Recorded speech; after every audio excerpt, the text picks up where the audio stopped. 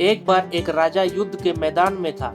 युद्ध चल रहा था और हालात बहुत कठिन था। राजा अपने विश्वस्त घोड़े पर सवार होकर युद्ध का नेतृत्व कर रहा था। घोड़ा दिन भर युद्ध भूमि में इधर उधर दौड़ता रहा, अपने राजा को बचाता रहा, दुश्मनों को चकमा देता रहा।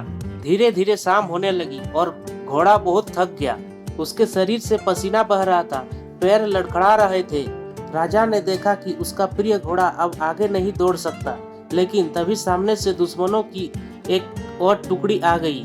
वह राजा की ओर तेजी से बढ़ रही थी। राजा कुछ पल के लिए घबरा गया, पर उसने घोड़े के कान के पास जाकर कहा, बस एक बार और, बस एक आखिरी दौड़ मेरे साथी। और आश्चर्य की बात यह थी कि उस थके हुए घोड़े ने पूरी ताकत बटोरी और इतनी तेज दौड़ लगाई कि राजा युद्ध क्षेत्र से सुरक्षित निकल आया। घोड़ा थका हुआ था, पर जब समय आया उसने अपने अंदर की असली शक्ति को बाहर निकाल दिया। असली ताकत हमारी तब सामने आती है जब हम मुश्किलों में होते हैं। जब जीवन सरल होता है तो हम अपनी सीमाओं के भीतर ही जीते हैं, लेकिन जब परिस्थितियां कठिन हो जाती है, जब सामने चुनौती होती है, तब हमारे भीतर की छुपी हुई शक्ति, हिम्मत और दृढ़ता जाग उठती है। किसान कितना भी धूप हो, बारिश हो या तूफान कभी नहीं रुकते।